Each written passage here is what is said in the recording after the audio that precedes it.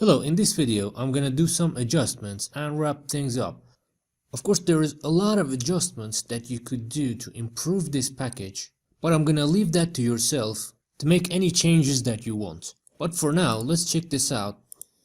So whenever we're moving, if we try to crouch and hit the crouch button, it's just gonna do the transition while moving. As you can see, when it's transitioning, it's still moving. So to fix that, we need to go to the animator and give a tag to those animation clips that we want the player to not move when those clips are playing. So this is a stand to crouch. I'm just going to give it a tag of no movement. I'll give the same tag to crouch to stand. Now let's go back to our code. And down here in the update movement,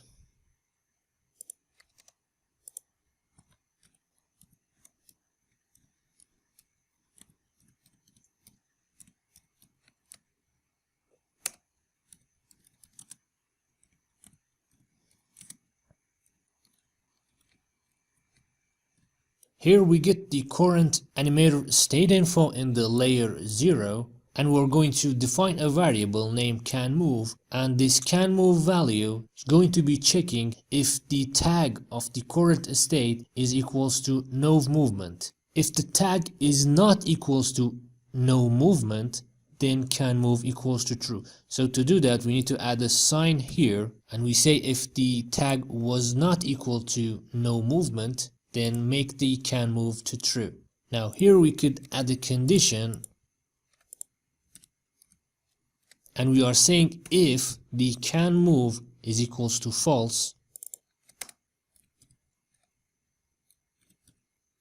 then set the input X and input Y to 0. Let's check this out. Now if I move and try to crouch, it will wait for me to make the transition, then it will keep moving after that.